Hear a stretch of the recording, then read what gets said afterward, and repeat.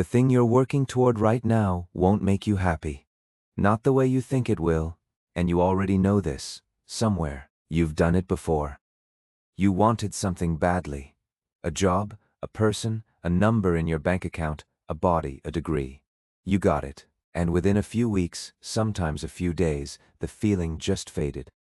You were back to normal, already eyeing the next thing. So, here's the question I want to sit with today. Why does getting what you want feel so much smaller than wanting it did?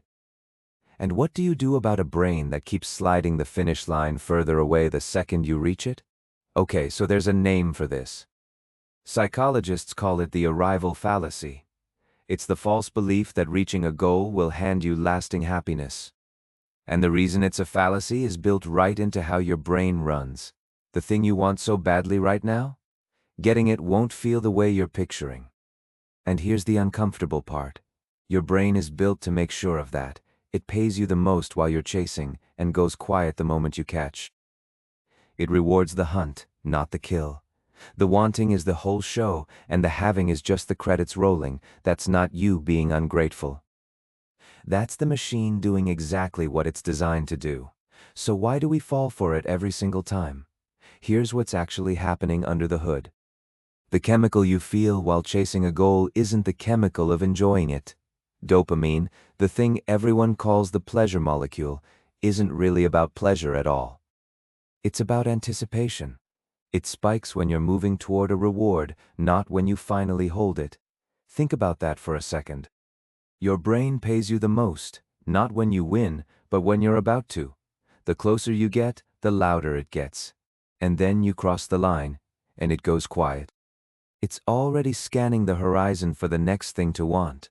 This is why the night before the trip can beat the trip.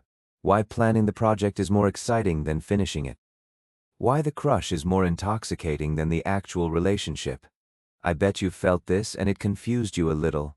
You got the thing, so where did the feeling go?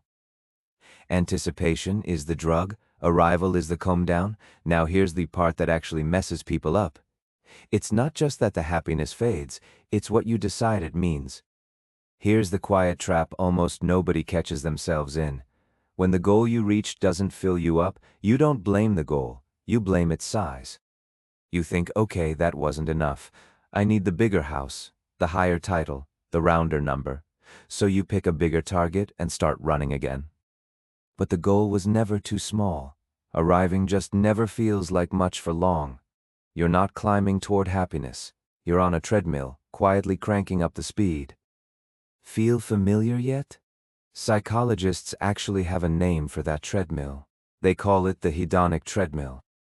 Your happiness has a kind of set point, a baseline it drifts back to no matter what happens.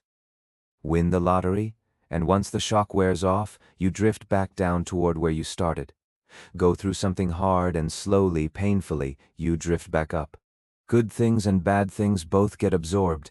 Your baseline is stubborn, and this is where it gets a little dark, honestly. If your baseline resets no matter what you get, then a whole life spent chasing the next arrival is a life spent almost never arriving.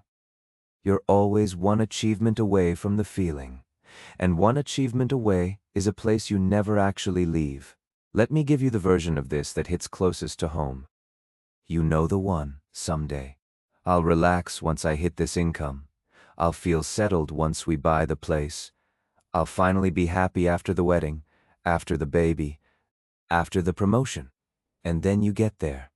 And the goalpost slides another 10 yards down the field, so quietly you don't even see it move. You just start running again. You've probably got a someday running in your head right now, be honest. So what do you actually do about a brain that's wired like this? You don't fight the wiring. You can't. But you can stop getting fooled by it. Here's the first move, and it's smaller than you'd expect. Next time you catch yourself thinking I'll be happy when, stop and ask one question. What will an ordinary Tuesday actually look like after I get this? Not the moment you win. The random Tuesday 3 months later? Because that Tuesday is the real prize. That's the life you're actually buying. If the daily version of the goal still sounds good, chase it hard. But if you only want the finish line and not the ordinary days on the other side of it, you don't want the goal. You want the hit of chasing it. and those are two completely different things. That question does something sneaky. It drags your attention off the spike of arriving and onto the flat, ordinary reality you'll actually be living in, because that's where your life happens, not on the finish lines, on the Tuesdays. Here's the second move, and it changes the texture of your days. Since the reward lives in the chase and not the catch, stop sprinting to the catch. Learn to feel the process, instead of gritting your teeth through it for some payoff at the end. The walk, not just the destination. The cooking, not just the eating. The reps, not just the mirror. When the doing itself becomes the point, you collect the dopamine on the way, every single day. Instead of betting your whole happiness on a finish line that goes silent the second you touch it. And the third one, notice what you already have that you once desperately wanted. Look around right now. Some of the things in your life today are things past you was chasing with everything he had, lying awake wanting them. You have them now. And you barely feel them, because your baseline swallowed them whole. That's not a reason to feel guilty. It's proof of the mechanism. Feel one of them on purpose for a second. That's you stealing back a little of what the treadmill took. So here's where all of this lands. The goal was never going to save you. It was never supposed to. The wanting is the feeling, the having is quiet, and that's not a flaw in your life. That's just how the machine runs. Once you stop waiting for the finish line to hand you a feeling it was never holding, something strange happens. The waiting stops. And that ordinary Tuesday you kept postponing, the one you were going to enjoy someday, turns out to be the whole thing. If this made something click, a like genuinely helps the channel reach more people like you. And if you're into this kind of thing, me pulling apart how people actually work under the hood, hit subscribe. I do a new one every week. And I'm curious. What's the I'll be happy when running in your head right now? Tell me the one you caught yourself on. I read every comment.